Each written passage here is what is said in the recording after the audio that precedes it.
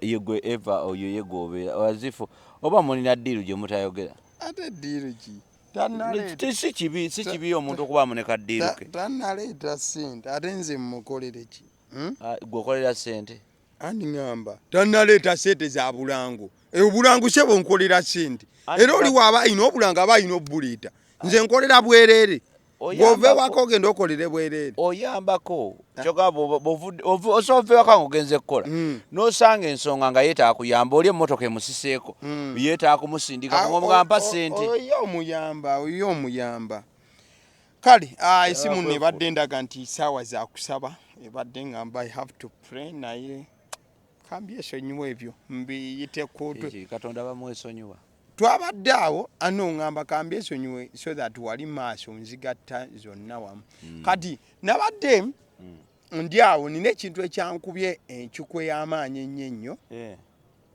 omu ku bayimbi ababadde very talented nze nganze she has been very talented I'm talking about Evelyn Lagu munaku ey'ekika ekyawaggulu sebo aba National Theatre ne bagaana omukyala okutwalibwayo omulambo okutwalibwayo gundi nze ekyo nabadde nki I was discussing eri mukundi badde nkugamba nti kwako essimu eno badde nkugamba ojja kunsombo badde nkugamba nti I was discussing something like that with someone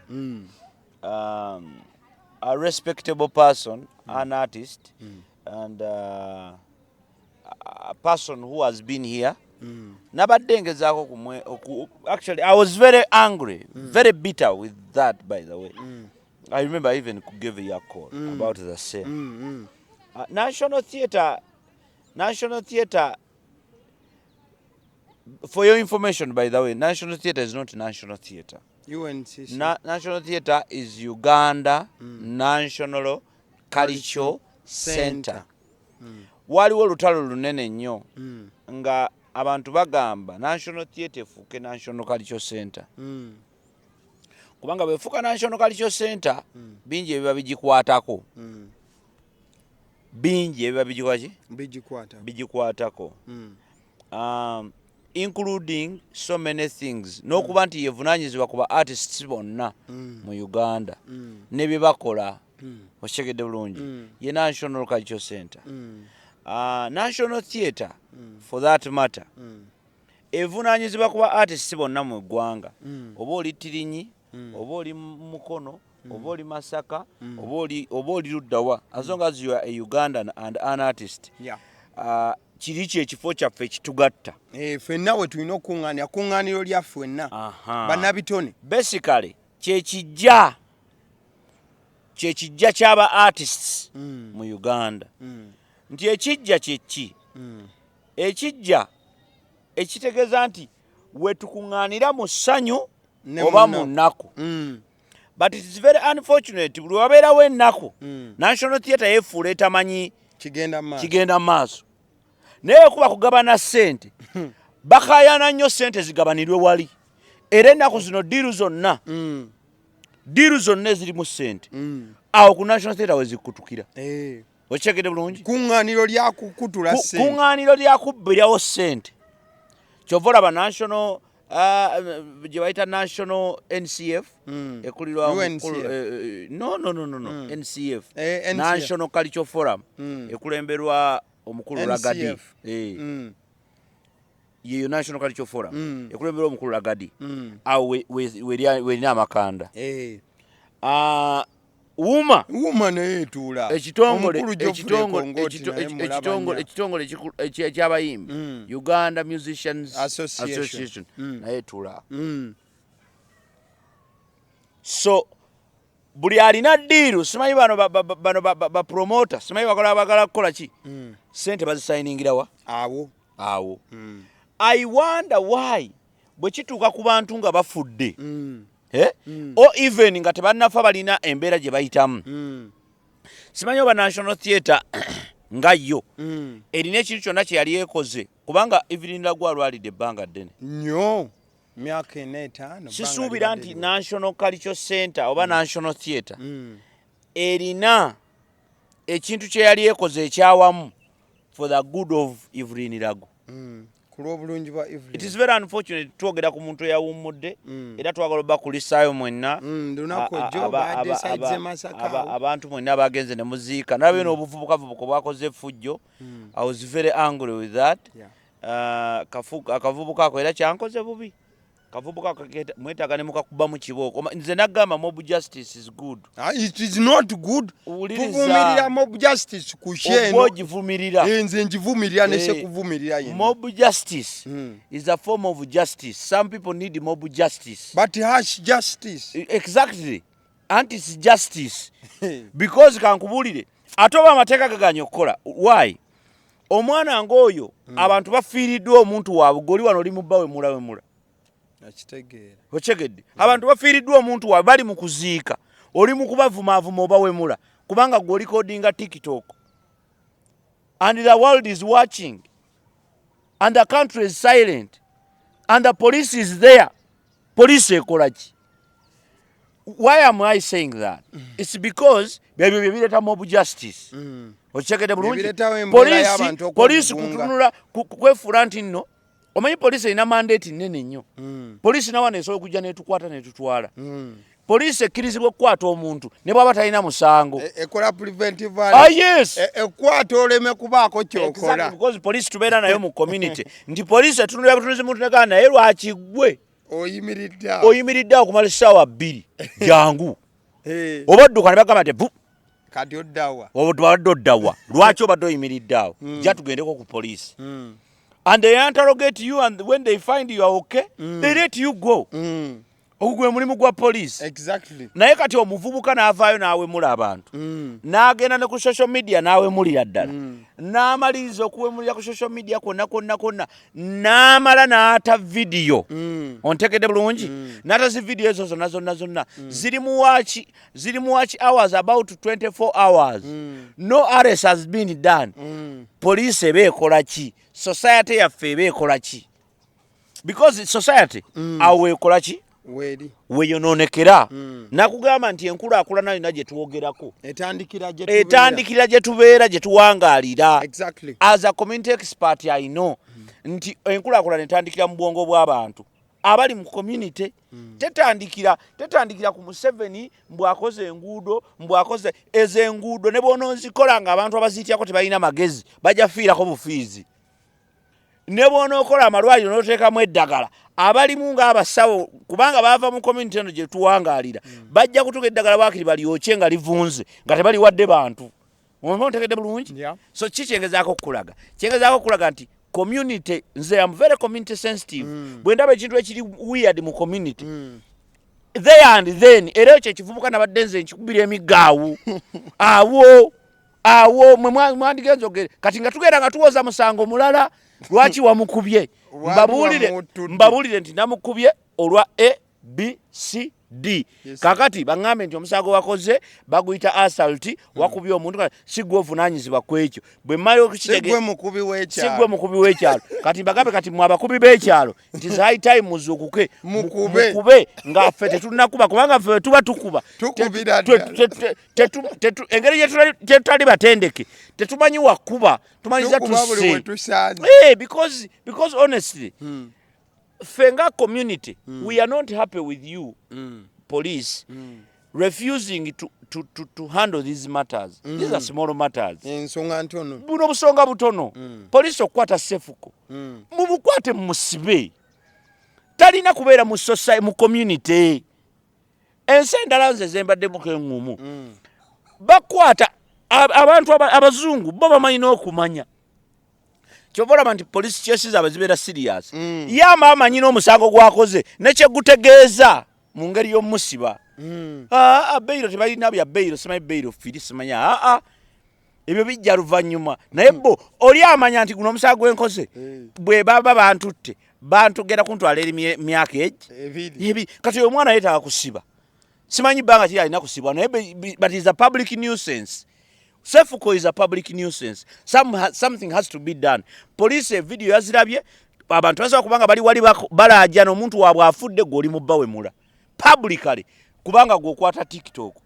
That is being very cheap, and we cannot live in a society of that nature.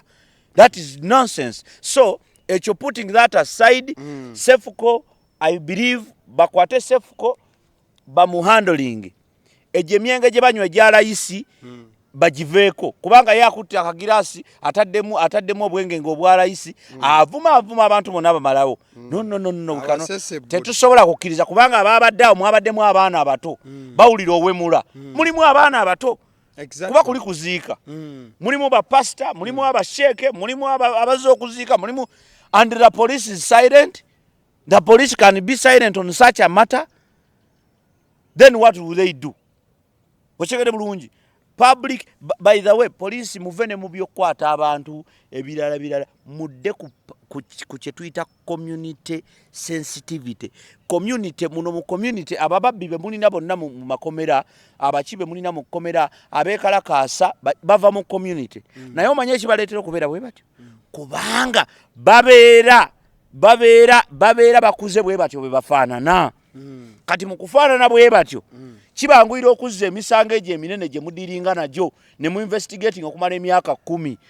Kyangu nnyo mu Uganda. Kati omuntu nga Sefuko bw'oba nga asobola okuwamula abantu bw'otyo lwaki oyo tebasobola muwa ssente mabwa agenda obwegundi obutwa tabumuwa because kyeyakoze kisinga n'omuntu awadde obutwa kinene. Okyegedde bulungi badduka nti fe twagala nnyo okujjanjaba than okugema.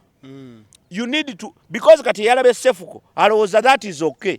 Jukira wabaddewo abaana abato kati n'omwana omuto ajja kusirika asirika agambe we omusajja yawe mudde bw'ati nga wakabi nze bye bigambo mbadde ntyo byogera kakati ekinaavaamu ogera kulaba nga naye atandika okumansa ku kyalo. We cannot allow that.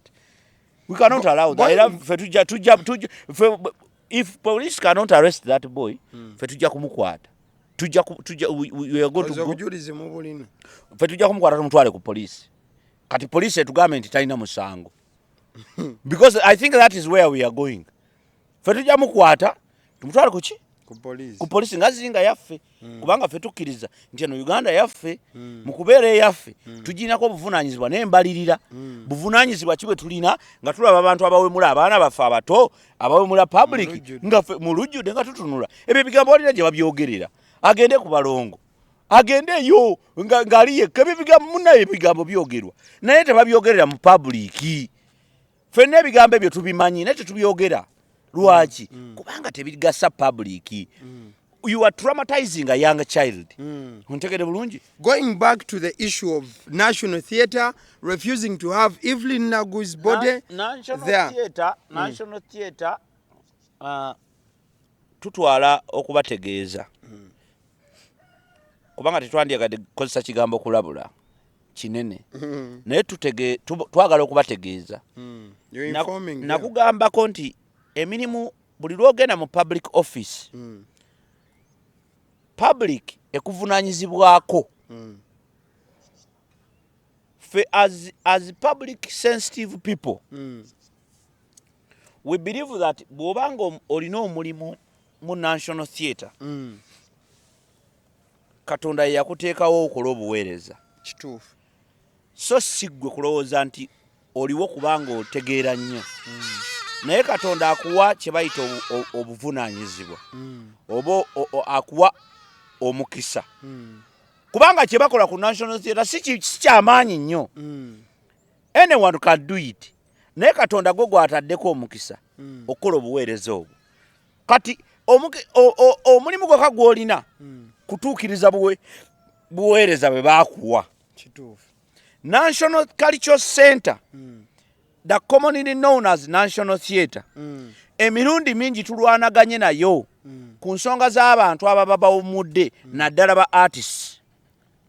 Ku Martin Yangume njagala okuzzaako emabega it was a hurdle. Lwali lutalo. Ontegede bulungi. Ku bantu nga waliwo omwami yali akolera nabo bali bamuyita Kayiira kubanga tewaaliwo ye yali production manager oba PD programs director something like that bali bamuyita Kayiira yafa ebanga si ono wajuzi wano si wajuzi myaka giyiseewo yafa before ndowooza COVID era twamaliza tumututtewa ku Bat Valley Theatre. National Theatre bamugana. Tebamugana. Naye ekizibu tewali nteekateeka. Kituufu. Era bo always bavaayo ne bagamba family ya baasi yatusabye tuleme mukola ki kumuleeta ku National Theatre. Ochekede bulungi eyo always kwekwasa okuliwo nenga this time the family kyabadde mu program nti Evelyn ayina okutwalibwa kubanga tebalina nteekateeka ekibagaana tebalina nteekateeka obutaba na nteekateeka kyeki nti okuba naye kuba nti omuntu bw'abanga agenda kufa obanga omuntu bw'afa nga weewammwe ku kyalo kyammwe oba kugi oba n'obuvunaanyizibwa gwe munnakyalo gwe neighbor obuvunaanyizibwa tebufaanagana n'owa family mwena muba n'obuvunaanyizibwa ku muntu afudde naye obuvunaanyizibwa tebufaanagana family erina okulaba nti awaziikibwa omuntu ono weewali oba okategedde bulungi eyo family gundi omunnakyala olina okulaba nti okafaatinga family nti obabudaabuda mukadde akabi obona buvunaanyizibwa muntu afudde ate omulala aba n'obuvunaanyizibwa obulala nti kakati nze mbadde mukwano gwe nze nina okubaako engeri gye nsapootinga omuntu ono akoze eki afudde oba ntegedde bulungi obwo bayita obuki obuvunaanyizibwa because nagamba nti ekisookera ddala mu nsi is humanity obuntu omuntu ono aba afudde aba abadde muki muntu kati Katonda aba amuwadde omukisa nti amututte okitegedde tabuze bubuzi amukoze eki kati mmwe mulina obuvunaanyizibwa okumakinga sure nti okugenda kwono abeera ne decent send off. Exactly. That decency sogera ku sente sogera ku how much you have spent njogera ku decency embeere eziriwo ezigwanidde bananyigidde kafuko simanyi wono bisefuko wamwe nti decent where is the decency of sending off our beloved Evelyn Love gwe n'omusindika ng'omuwemula where is the decency ontegedde bali kumukumuziika abantu bakaaba oli mubbawe mula mukaaba kimwe mulinga biri mulinga bino kambuzeeyo kino yes National Theatre erinamu enteekateeka eweyinga out oba ewewula oba epima abantu nti ono afudde amaanyi genkana bwe gati kuba bonna ba artist betwogerako kakati nti ono artist kati agwanidde nnyo ono artist kuba temumanyi maanyi ga Evelyn nagwo abantu abatamanyi awo mbadde nzija nga njagala okubuuza National Theatre ba artist kikaaki abagwanidde okujja ku National Theatre nga bawummudde ne baweebwa ekitiibwa because nkugambye omuntu bw'afa aba yeetaga kye bayita decent send off decent sogera ku sente decent ey'ekitiibwa musobola n'okuba nga mubuliddwa sente zigula case but the decency the respect of someone alina okugenda mu kitiibwa kye National Theatre yo ndirwevaayo okulaba nti ba artist bafuna decent send off kubanga ba artist bano njagala nkubuulira ebigambo bino ba artist bano basasula omusolo bakola ebivulu bisasula omusolo tukola shows zisasula emisolo tukola ebintu bingi tusasula omusolo mu ggwanga Uganda kati mu ggwanga Uganda sente zo zigenda mu pool ya Uganda ze zivaamu ne zisasula programs manager wa National Theatre nabonna abagiryako National Theatre for your information abakozi bonna bakola ku National Theatre basasula government bakozi ba government era senga tebabadde bakozi ba government senga siri wano ate nandibadde nkimawoki kiri kintu kyabwe naye eri National Theatre nze sente zensasula nga artist zikuluma ontegedde mukola production ez'enjawulo nensasula miliyoni 2 nensasula miliyoni nensasula emitwalo 3 nensasula emitwalo 4 bwe zigenda mu pulu ya government nensaasanya sente ezo zisasula abakozi ba government including abakola ku National Theatre exactly. kakati gwe owa National Theatre nze bwenfa nga ngwira ddala mu doketi yo okitegeere bulungi n'otafaayo nze sio ze nkoledde ku National Theatre osobola zibala omuwendo even I cannot remember ontegedde bulungi. Do you know how much money I've made for National Theatre? Do you know how many times I have sold National Theatre to the public? Do you know how many times balina budget etunda National Theatre bagirina? Do they have that budget? Balina kakati mulina okweteekate because tebalina nteekateeka yonna eri ba artists bo balina nteekateeka egi yakufuna musaala tebalina nteekateeka eri ba artist ffe kuba kati artist munnaffe bw'afa ne mutandika okwekwasa because ye statement ejja kuvaayo ojja kulaba gundi ojja kulaba mwami musiitwa bw'analaba bino ng'atandika okupapapapa bajja kola ki statement ojja kiraba nga kigamba bino tebijja bulamu family ye yagambye nedda sebo family ya Evelyn tenagamba bwe anti bajja okugamba naliyo ewaba Evelyn nago ebujuko wabadde abeera omugenzi family yabadde n'enteekateeka asule waka then ekire kyabadde kidako yabadde alina kusula National Theatre tubasaba with all due respect National Theatre muveeyo n'ekiwandiiko ekirambulukufu lwaki temukkiriza ba artists kujja ku National Theatre kubako liso oluvannyuma ate nga abantu bawe baba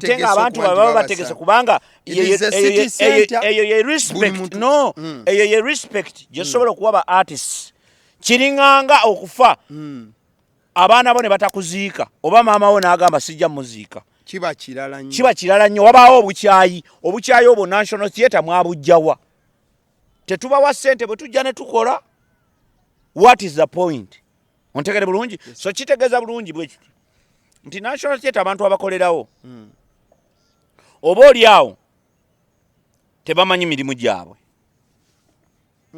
yes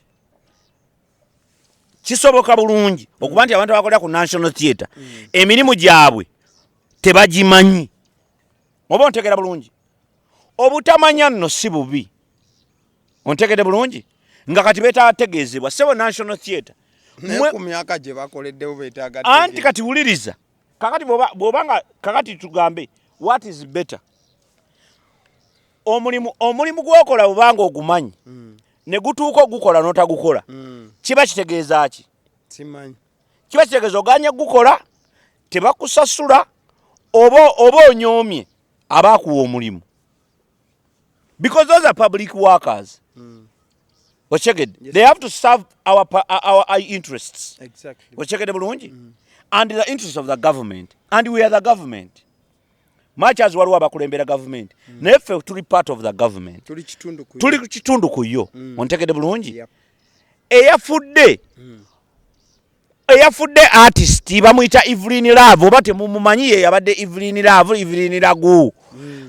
Lwaki temwamulese ku National Theatre mutubuulire ensonga lwaki mwami musiitwa vaayo otubuulire publicly lwaki temwalese Evelyn Lagwawo because that's our question ochegede bulungi that is our humble question tubadde tunyigirizibwe ebbanga ddene era batubuulire ne criteria omuntu gy'ayitamu because it has to be public tugimanye oba tulinawe tubadde tukola ensobi nti artist bw'afa alina okuva mu keesi n'atambula n'ajja n'ayogera nammwe n'abagamba bannayo nafudde nze nayimba kana akayimba nze nakola nafudde badde nsaba munyambe munteeke mu programu ya wano okitegedde bwe kibanga kyekyo kye twetaaga okukola kikolebwe bwebanga family erina okujja neyeegayirira nefukamirira National Theatre bannaye mutusaasire ono waffe abadde artist tubadde tusaba ayitireko wano ekyo nakyo mukitubuulire ontegedde bulungi gwe tojja kwekwasa mufu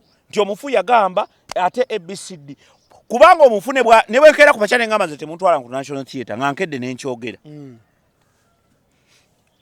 enteekateeka ya National Theatre eri ki tulina ogitegeera kubanga parliament ogiraba parliament bantu bangi MPs ba MPs abawumudde era enteekateeka ya parliament emanyiddwa publicly omuntu atwalibwa mu nti omuntu alina parliamentarian ne bagenda maaso n'okumukubako eri oyo ababadde active atabadde active era enteekateeka era nayo weeri ontegedde bulungi kwegamba buli nteekateeka ekola ki national theatre enteekateeka yaayo eri ki ku bantu abawummudde kubanga omuntu bw'awummula oba omuntu bw'afa ekyo kiri nomo part of us otegedde osobola okufa any minute any time ontegedde bulungi kitegeeza ki nti enteekateeka gwe wammwe temulina bijja ewammwe temulina bijja naye mwagala nnyo okuziika ate nga twakwagaza ki otegedde bulungi lwaki omuntu bw'alwala omutwala mu ddwaliro aleme kufa naye ate ng'ewammwe mulina ekijja lwaki nti enteekateeka ey'obulamu erina okubeerawo neeri bwebezze tewali kyakkola ontegedde bulungi naye enteekateeka erina okubeerawo national theatre tubulire ku nteekateeka eyo kubanga tukooye aba artist baffe okufa ne tutandika okubeegayirira ne tutandika okuyombagana nammwe ne tutandika okulwanagana nammwe aziifu temumanyi kigenda mu maaso ate nga nammwe abalimu abasinga muli ba artists bonna abali omwo mu national theatre 90% of them they are artists apart from a few they are artists ochekedde bulungi kakati mmwe ba artists bannaffe bwe muba mutandisa tulyamu olukwe tulagewa tugende batusabirenga mu state house tusabe state house nti omuntu bwafa kati agendako mu state house omuntu bwafa nga artist agende mu state house ochekedde bulungi so we are not happy about you national theatre under management okuvira ddala ku Mr. Ojede nze I respect you but omanyi bagamba ensowera ekwagala yekugwa kubbwa sijja kudde eno manju ngambe national theatre ya kisiru nedda I will tell you publicly because you are in public and byemukola mubikola mu public national theatre yafuuka ya container nga container zo weziri nga procedure bweriwo procedure nga bweriwo nti bwoyingiza booti emmotoka okugifulumya osasula booti kwata booti kotakola booti bwe bibange byemusobola obikola how about your mandate what is your mandate come publicly mutubulire your mandate mutubulire how you are moving your mandate tuyimiridde wano kubanga national theatre gwotuka ku national theatre ku Saturday nga tewali show Sunday nga tewali show weeks bbiri nezitawo nga tewali show nga ne body nkalu nga theatre nkalu ontegedde bulungi kitegeeza nti waliwo amaanyi national theatre weegatadde national theatre nerabika ekutta amaanyi nebako weegateeka kubanga kati parking yo tosobola gendawo nga tewali parking nga tewaliwo business mu parking ontegedde bulungi amaduuka gonna aga container gaba maggule gundi zonna ziba nzigule craft village yo tugyetaaga naye eri suffocated kati kubanga abantu abagala art be balina okugenda mu craft village balina kuva mu national theatre ochekedde bwe bafuluma ne bagamba ye kati omuntu agulako biri abigulako wa kubanga bwe tuba twambadde ku stage ate bibaawo eri emmanju kati naye eri suffocated craft village tesobola kukola because kino kisapplementinga kiri kati ate tekisaasoboka it cannot work wind up with national theatre in 2 3 4 I wind up with national theatre with a few requests national theatre should go back and sit in a meeting and agree on what they should do for the artists bagende batuule mu meeting ababa bawummudde ekyo kibeerewo baleme kutandika kubyogera oba bwe kiba wekiri ekiraba tubulire n'ekipimo kye bakozesa okubaala nti ono muyimbi alina okugenda mu theatre ng'avudde mulamu kibuli nkugambe kibuli bya kibuli olina leeta muleete ku kifu gw'olina kukwata bukwasi mulambo gwo n'oguteeka wali ontegedde bulungi naye nga walina okubaawo national theatre yennyini erina okuba nga yeesooka ku luggi lwaki kubanga ono afudde abadde mukozi munnaabwe nti yerina tusooka ku mulyango negamba nti ne bwabanga oli yalaama n'agamba nti bannange nze tebantwala ku national theatre walina okubaawo enteekateeka because abantu balaama bulijjo walina obaawo enteekateeka nti eyalaama tutagenda kubeera ku national theatre national theatre nga ye mukolera kino ontegedde ye oyo yagaana okujja ku national theatre naye fenga national theatre omuntu ow'ekikulu ekyo tumukolera bwe tuti ontegedde bulungi so sikkeera bukezi ne mwesammula anti ate balibone tebamulesa edi mutandika okugiragira awo ne muwandika ku WhatsApp awo biki ne bu WhatsApp temumanyi abakuriyetinga muli awo era Evelyn yakwera so National Theatre tubasaba mwenaba ate ekyewunyisa gwe bali bakwano bange bayitirivu but tubasaba. Why do we come public? Because we want you to know publicly. You are publicly. Muchimanyi nti mwe. Muvunanyizibwa public. Kyemwakoze buli omu akiraba. Just lwakuba abantu babajja sirika bagabe. Ontegedde bulungi. Sisobola kusirika ku nsonga bwe zityo. Ontegedde. We have been complaining about the same for a very long time. Exactly. Ontegedde bulungi. Mutuyambe National Theatre. Beba National Theatre bali memujivemu. Oh, this is how you quit the national entity. You write a letter and say you resign. You simply resign. Ngabo wasaba omulimu. Era bosobola okuvaamu. Tewali wa kukaka, temwefuula nti nno muli, abakozi ba National Theatre temwefuula nti mukola lwampaka, nti mulina okukola. Nedda, musaleewo, mugambe ffe tukooye okukola, baleete abantu abalala bakola, abantu abalala gye bali abasobola okukola. Kale. Bakole omulimu ogwo. Otherwise, we are not happy with you. Mwaganye okuleeta Evelyn Lagu, kugundi ku National Theatre. It is very bad. You must know your mandate. Mandate yammwe National Theatre ebankalu. Tewaliwo activities okuleka contain ezitunda engatto, ezitunda biki, ezitunda omwenge, ezitunda ebyokule, ebyo biri active. Ngabwe mwakola ne mukola contracts ne mukola bulungi nnyo omuntu akola atya business ku National Theatre. Kubanga bobo oyagala okukola business ku National Theatre. Bajja kuwa ne contract ne bwe bikitambula. Lwaki temulaga bantu? Hawo omuntu. Bw'aba ayagala okugenda ku National Theatre ng'afudde akola atya? Ontegedde bulungi ekyo ogwo mulimu gwammwe. Kale kati nga tuvudde ku kya National Theatre n'okuba nti mukwano gwaffe Evelyn Lagu bamuganye okubanga era kitalo nnyo atwongera okusaasira famire embeera gye mulimu omutabani atusaba Mukama yekka yasobola okuba nti akugumya mu kaseera kano. Poliisi ekwate Sefuko. Kale yagenze nawe mula abaana abato, abantu abakulu, abakadde, abaki n'abawemulira ku kijje ekyabwe. Sefuko tewali yamuyise genda kuziika. Okuziika buli omu oziika nga bw'oba okoleze ki? Bw'oba olabye. Tewali yamuyise. Tusaasira famire olw'obulumi embeera gye mwagenze maaso n'okuba nti mufuna obulumi obutali bwa lunaku lumu wabula obw'olubeerera okubeera nti mugenda kuba mu bulumi. Ate twagala okwebaza bonna abamuwerekedde wano, twagala okwebaza abo bonna abafuddeyo okujjanjaba, abamujanjabe. We are just echoing our thanks because we believe that took a part in that.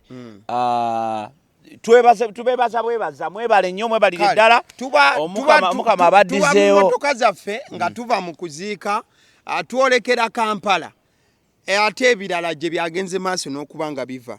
Mwana muwala amanyiddwa nga Dora afubutuka saidi z'emukono awo yeekolera mirimu gye business woman gye yagenze maaso n'okuba nga ata obutambi obw'enjawulo.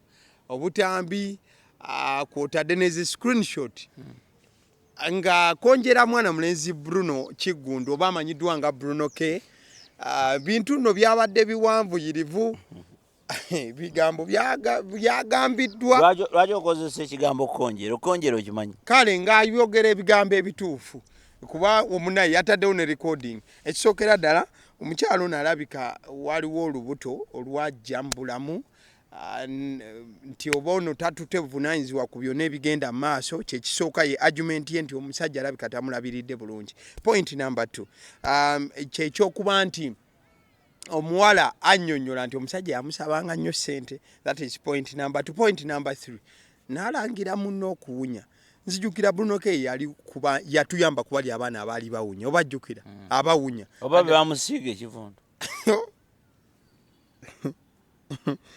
Mbadde nsaba odeke nkole kino anti kati omanyi bw'olina anaawunya naawe owunya naye omanyi ebyo si bikulu. Wuliriza, ebyo si bikulu. Omanyi gwe oli musiru bw'oyagala nnyo ebyo. Komaawo abakazi abakulu Kuwunya n'amugamba n'akamweso takala leero akyongamba munne kakati omukazi gw'oli mubi nnyo. kakati abo abakazi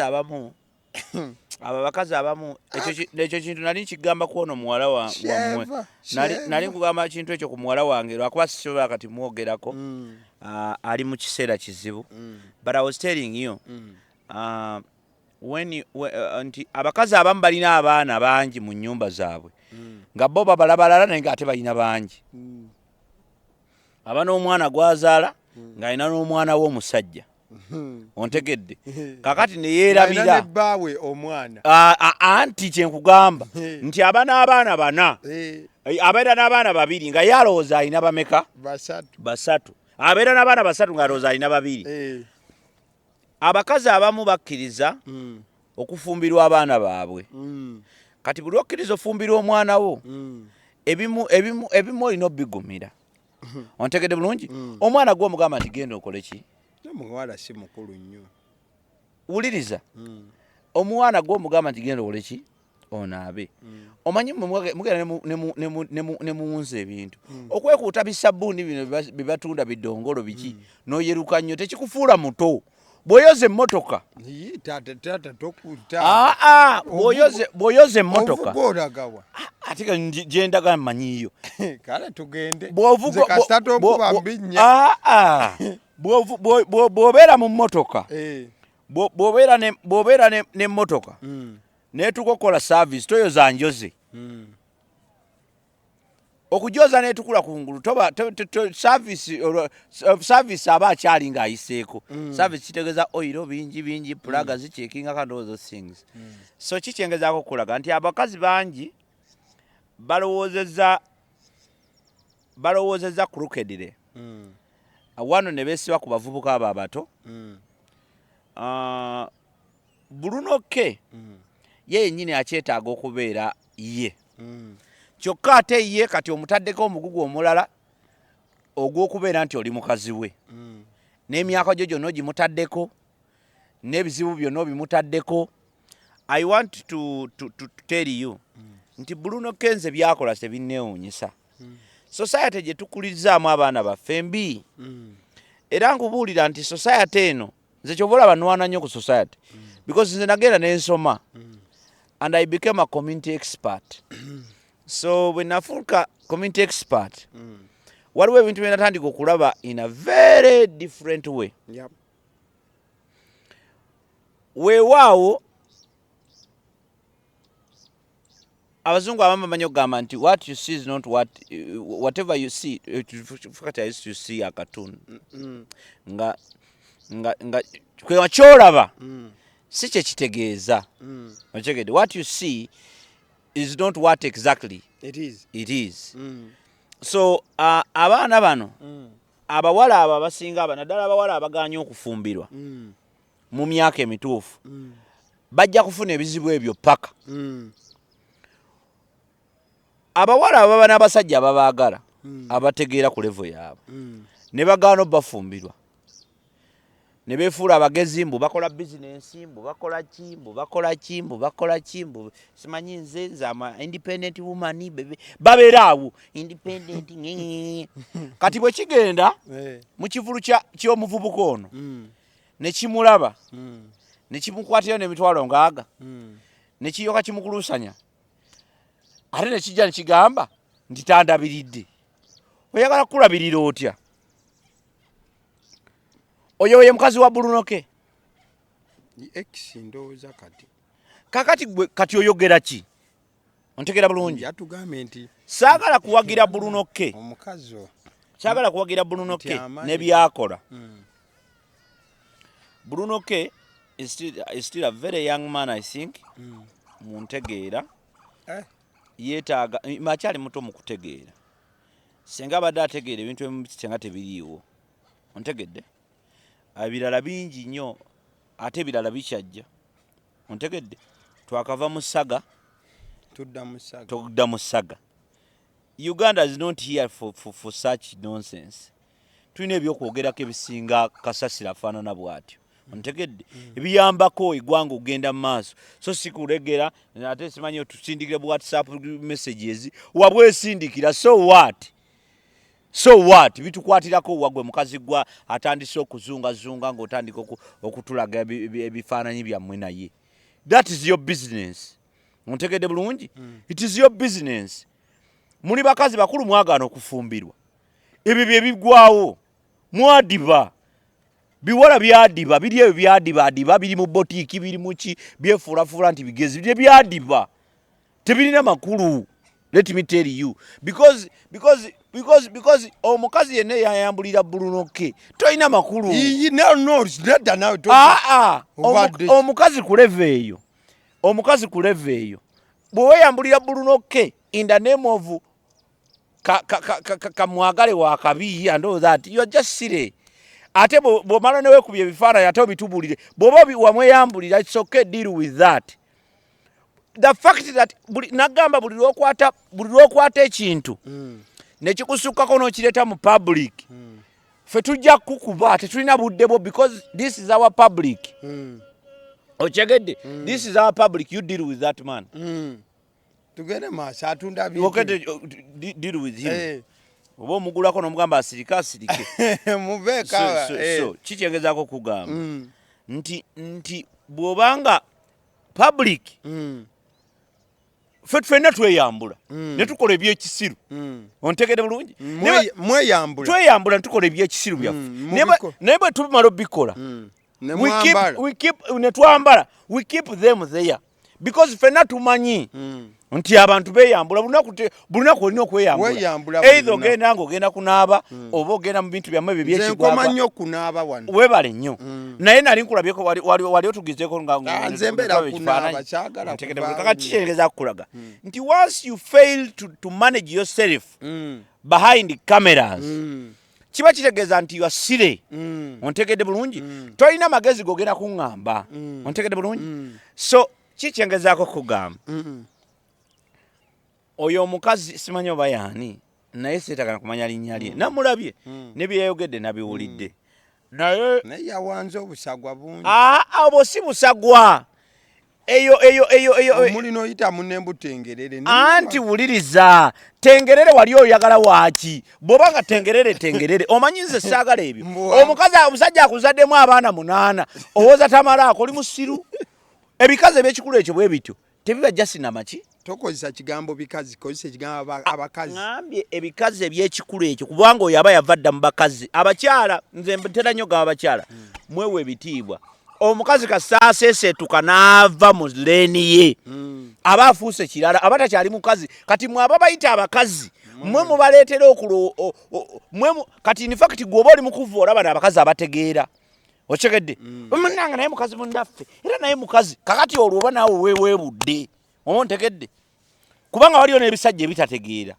ontegedde bulungi n'abakazi waliyo ebikazi ebitategeera nti kati abakyala bw'oba oli mukyala Samoya gwe beera ng'otegeera buki bulungi gwe mu kutegeeraako gwe weeyawule ku oli tulina okufuna erinnya ly'abali bye biwemeneko ebyo bo bali balala tosobola kugamba mukazi ateyambulangako abadde respectful eri baawe akoze ebintu ebyomugaso azaalidde eggwanga lino alina abaana be alina amaka ge oba alina bizinesi ye akola yeewe ekitiibwa naye n'omugatta n'ono n'ogaba mwenna muli bakazi oba omunyoomi ate ye kubanga era kati waliwo abakazi abagamba maama ekyo ekikazi kyekaza who does that okyegedde bulungi oweebuula kati bw'oweebuuka ffe tetujja kugiriziganyira bino byagamba nti omugundi omu omulyamamba abeera omu n'avumaganya ekika kyonna ffe ekyo kye twagala okulwanyisa twagala omulyamamba adiringe n'emmamba ye si bonna nti baalidde tojja kuvumisa bakazi balala abali respectful abalina obuvunaanyizibwa bwe abakola ebintu byabwe mu kitiibwa gw'omanyi abantu abamenyesa emitima omanyi abakyala be balekedde abaana n'abeera n'omwana we n'akula naye n'atoba naye nga talinawe wali omulabye ng'avuma muntu ng'awemulawemula abantu ng'aleeta ebifaananyi ng'alumba omusajja naye ng'omusajja amulekera abaana kati oyo omukazi naye oyinza omugatta n'ono n'obateeka mu bulaketi yemu tosobola kati ebigambo mubifune nga bwe birina okuba ebyo ebikazi ebisiru ebyekikula ekyo tulina obivumira mu society tebirina kubeeramu wano byonoonya abaana baffe abato n'omukazi yadde agezaako kwerwanirira talina kye yerwanirira bw'aba ayagala kulwanirira alwanire gundi wa musajja ng'agende w'omusajja alwanire wa musajja oba ontegedde bulungi alwanirire n'omusajja we oba okategeera nti you deal with your problems oba okitegedde bulungi deal with your what your problems ffenna tulina ebizibu tulina ebizibu bingi nnyo tosaana kukikkiriza naye ebizibu byaffe tudiringa nabyo nga ffe ontegedde bulungi kakati gwe bw'otandika obbikuba ffe tutuuke ne kuleve ku discuss nga wano twandibadde twogerera oba yabadde aleese mu kooti y'abantu omanyi bwegwenya tugaye kintu bwekigaana kitwale mu kooti y'abantu anti ffe kooti y'abantu bweti bwesazeewo kooti y'abantu bweti bwesazeewo mukazi gwe tolina magezi anti kooti y'abantu bweti bwesalawo omanyi kooti jaja akugamba n'akugamba nti musajja gwe kooti yo nga ya bukambwe anti kooti tebeera hambo ebeera serious ate egera okuzindika eruzira ebeera hambuwa so mukyala gwe twagala okusaba obeere decent enough bye mwakolera mu bisenge byammwe bizeeyo mu bisenge byammwe tobireeta mu public erina ebizibu ebigimala totandika kuleetamu n'ezo bizigiro byo biki tobireeta muki mu public totandika gamba bantu mutamalaako totandika gamba kubanga baba tamalaako ekyo kyali kizibu kyo oyinza okuba g'otaamusanyusa okyegedde kubanga ate wala bamuyita w'amaanyi oba ontegera bulungi so the idea is waliwo we bamuyita ow'amaanyi waliwo gye bamuyita ow'amaanyi ow'ettabbu lwaki yeyeka yakomplaininga wano gundi yatugamba bamuyita ani Sandra Vanessa yatugamba nti musajja w'amaanyi nyera alina yeyampa n'olubuto luluno kati ate gw'ogamba mbutengerere kitegeeza waliwo ebitakonekitiinga kitegeezaako kugamba nti gwe mukazi gwe yani kyonna kyali simanyi eddoola genda odoolingire eri totumalira budde kuleeta biwhatsapp byo leka tumugambe madamu totumalira budde mmwe abakazi mmwe mwonoonya abaana b'abendi kuba kati wuliriza ekigambo kino nakugamba nti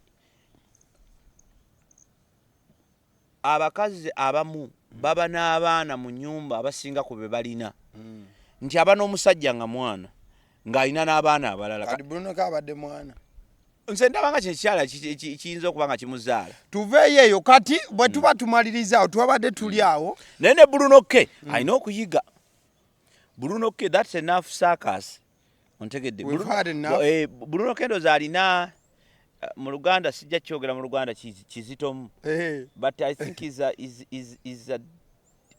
I don't know bano ba dick boys kimala ulira yagenda smart gundi ate kyo kirala kugamba omanyi bamansuka waliwo ntera okumulaba ebifaananyi nga bitadde ku Facebook nga alanga masaaji omanyi emirimu egimu giri very tricky kizibu nnyo otunda ennyama gy'otalya ontegedde onkyegedde bw'oba oli omusajja babayita butcherman so kikyo mbadde ngezaako okugamba nti n'omuvubuka oyo Bruno ke alina okuzuukuka I think we have had enough of his business atukubye nnyo business maaso mu bbanga ettono omusajja twakava mu dyeni omusajja si mulungi nnyo okubeera mu drama mungi byabakazi drama oyo n'abakazi abategeera tebaagala drama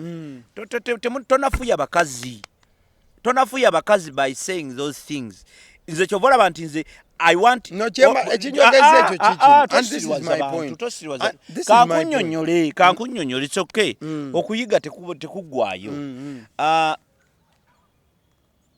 kyova olaba nti sometimes I go hard with them because women are hard people ontegedde bulungi tulina okwawula abakazi abalungi n'ababi abasiru n'abagezi tulina okukyawula bw'otakyawula abasiru beekweka mu baki mu bagezi ne bavumiriza bonna naye nga ate si bwe bali kakati tulina okukkiriza nti abakazi si ba drama.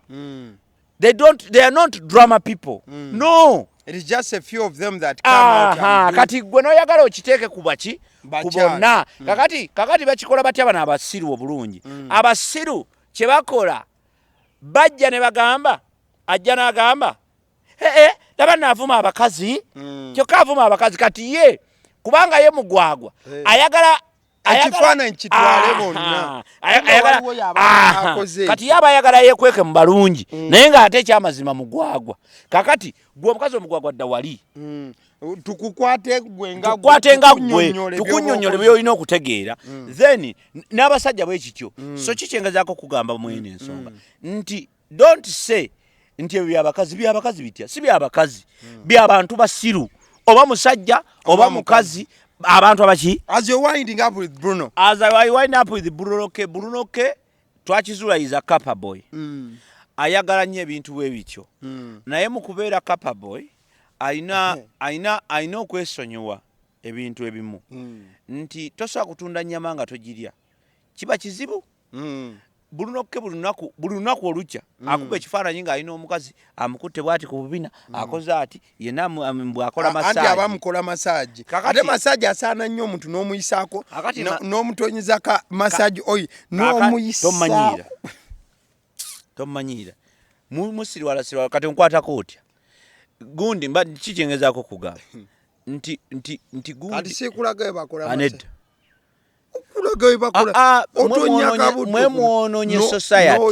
Mwemwononye society. Fedda nga n'okusanga obusanzi nga okutte musajja muno bwoti kyali kikyamu nga tolina kukwata ku mukono, because bano abasajja abaagala okukola ebyekisirusiru bwe batyo bagenze banafuye ebintu ebyali serious ne bifuuka ebya bulijjo. Kakati bwe bifuuka ebya bulijjo ne bigenda nga bisala eddiiro paka ne bifuuka ebyekisiru. Ontegede bulungi? Bruno muwobaka b'obusembayo. Bruno yimba, ffe twakumanyira kuyimba. Kati bwe tutandika okuwulira mu bino ebyakisiru, nze numwanya okulaba artist alina potential. Bruno yawangulako award ya High People eya Reggae of the Year. Mwana mulungi, one for the road. Omusajja waliwo kikyaliwa yamuwana award. Eyamukwasa award eyo twali ku Serena awo mu Kampala. So muzino zi High People Music Awards, awards ezisinza okubeera mu ggwanga nga za mulembe kubanga zibaddewo emyaka kati 10 waliwo ekyali kibaddewo Kampala nekiwangala for that long. Tekiriiwo yogera amazima. Award zonna ziba za nnaku 2 ku 3 ne zifa. So kikyengezaako okulaga nti if you were once recognized by the biggest awards mu Africa olwaleero, High People Music Awards, you cannot now be in such a mess. Ochekede bulungi? So Bruno don't be a kappa boy. Go and do music. You are very talented. Ebyokwata abakyala bino byemubeera mugundi muzi masaji pala. Abatamukwata abamukola masaji. Anti era omukola omukwatako. So that's enough. Kubanga bw'oba tosobola kwebuulirira. Bw'oba tosobola kwebuulira kubanga ebintu ebimu obiraba. Toyingira mu business gy'otasobola. Business ya masaji Bruno togisobola. Amaddu olina mangi. Anti alina mangi. Ye buli alina amaddu mangi. Kankube Bruno gundi ya masaji gireke tojja gisobola. Amaddu olina mangi. Kankubulire waliwo business ezimu ze tutasobola. Nze sisobola masaji. Sisobola nze nkubulira mazima. Bruno tulake ekizibu lwaki tosobola masaji. Nze sisobola kukwata ku mukazi nebwe nti ne mukwatako dakiika 10 ne mutunuulira butunuulizi sisobola. Anti Bruno osobola mule jangu eno mu kirabu yaffe tugende tukole music tukole ebintu ebyo. Tosobola masaji. Sisobola kyovula basimukola. Nze nange kennyini sigenda mu masaji. Olwaki? Kuki? Anti omubiri guto. Nze nina omukyala mugamba nkwatako awo. Bwe mpulira wannuma mugamba kwataawo. Kati nyigamu. Ugendangako mu masaji ne bakuwa yani. Baba bajja kuwa ekyenjawulo. Nze kwati ontandika otyo okukwatako otya kuki anti ate masajja on'okugyamu engoye ffe tuli basajja baganda neweebika ne bakubikako nedda mu abaganda mwe mukola ebyo ffe abaganda ate tuli balala tosobola kunkwatako nga ndi bwereere nga tuli mukazi wange tosobola otya ate oba onaakolaki anti nze sigenda mu masaji nkugambye Bruno ke wamma ffe ab'amaddu tetubibeeramu jawo amaddu tugenda tetubibeeramu Bruno ke masaji tomusobola abo bonna abawala balaba abajja mu ebyo ebikazikazi ebirinamu obuseetesete bwabyo bubeera mu ebyo kakati ate biba bigenze kuteega obuzibu akadde katugoba nga tuvudde ku maddu twabadde tuli awo gye buvuddeko omwana mulenzi Edrisa Kenzo omusuza bagenda maaso okubanga bamubuuza nti ku kyabato yagamba nti ye omuntu yenna waba ayagala omubatolinga tajja mubatolingira wano basituke bagende Ghana oba si kyo bagende Colombia bwe baba bakola bato balina gikolera kwawe Eddie Kenzo yakoze bulungi nnyo bwe yagamba anti ngamba nti ekyo yayogedde kigambo kya magezi nnyo kubanga kikiri kye nali nkugamba luli nti in any battle you have to be smart okyegedde bulungi in any battle you have to be very smart kyovola nti ne Bruno ke nze kyovola munenya nti bate eno lwaki teyali smart toweerezanga message n'otagisikaayo okyegedde tosobola nze kunkwata ezo mistake tosobola bya kisirusiru kakikyegezaako kugamba nti uliza bato ya Eddie Kenzo musajja mugezi nnyo ye agamba nti bato agitwalawa kati Kenzo mukugamba nti buli bato Kenzo mukugamba mbu bato ajagala Ghana oba Colombia ebweru mwana mulenzi mwana mulenzi Mansur Semanda King Sir yazze yagambye gwe ssebo kati wonna woyagala tugenderewo yagala balinnya ennyonyi bagende ku battle King Sir yagambye ali ready for the battle in any part of the world battle mujja zono King Sir versus Eddie Kenzo mu battle battle mujja kuzonoona battle mugenda kuzonoona kubanga we don't have marching musicians mu Uganda bawera neno battle ya Sindi ne Shiba yabadde nfu tudde kweno anti nkubuulira we don't have marching what we don't have marching artists okola battles ezo kati mugenda kubyonoona mubategeke nga butegesi nti ndese gundi ne gundi no anti ye King Saha agamba tasobola King Saha tasobola music wa Eddie Kenzo ne King Saha ayinza okugwira eddalu ku stage Eddie Kenzo ayinza okugwira eddalu ku stage anti uliriza music waabwe wanjawulo they're not matching at all oli ayimba sweet music ono ayimba kidandali ani ayimba sweet music gundi King Saha sings very well alina amavoko gonna alina amaloboozi nga 8 mu muntu omu Eddie Kenzo tayimbangako enyimba ayogera njogere akati otandika otya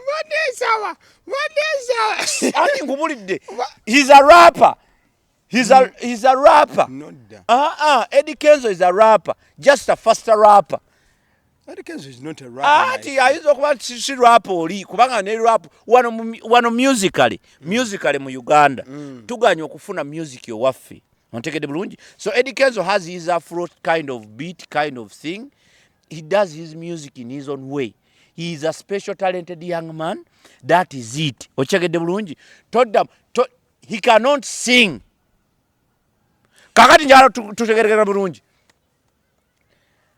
Eddie Kenzo because kati ani agenda okubira Eddie Kenzo because tewali bajja mukubira ajja show ya wajira bake yo ku Serena he had the best show ku Serena Eddie Kenzo ontegere bulungi ngakuba music wa Eddie Kenzo atunyumiranga bwakola ki nga bwali kati tewali muyimbi mulala mu Uganda yimbanga Eddie Kenzo kuleve eyo ontegere bulungi kakati ate same thing applies to King Saha King Saha abantu bayandi battlinze nabo yafa yali moze radio because bwobakola battle you have to get the matching nakugamba nti nze nakubako ku bikonde abakubi b'ebikonde bakupima ne bagama ne bapima weight choka King Saha si weight ye Eddie Kenzo si weight ye ona ali mu banta moli ali mu nankani kakati kichengeza kugamba nti ono tonafu yedirisa musuza asobola okubira ddala uliriza oli musiru siri musiru boba toli musiru lwaki tompuliriza nkuwuliriza nkugambye nti Eddie Kenzo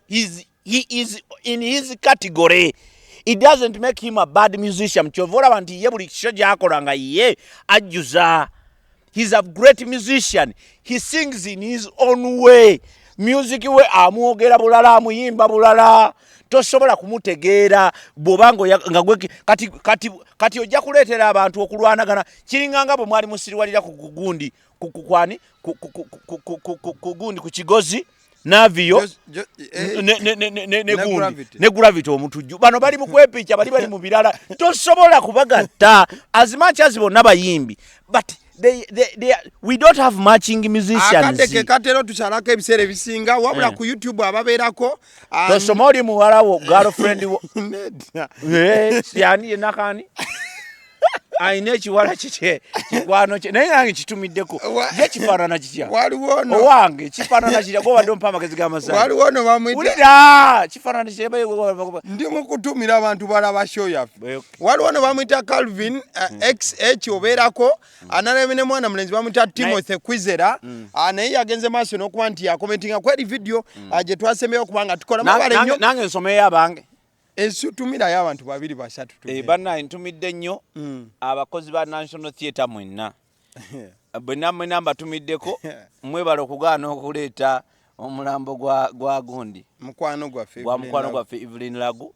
era tetuli basanyufu gye muli temuloza tuli basanyufu era tubasaba mutandike okwetereeza mmanyi nti embuzi nnyingi zijja kuva zigambe erabe naye ekikulu kya byonna ekikulu kya byonna era ekikulu enteekateeka erina okubaawo bw'obanga machazi tutwala abantu baffe malwaliro naye n'ebijja gye ebikola ki akadde katuliridde mpinga mukwano gwange kyoba okola vidiyo eno gimpere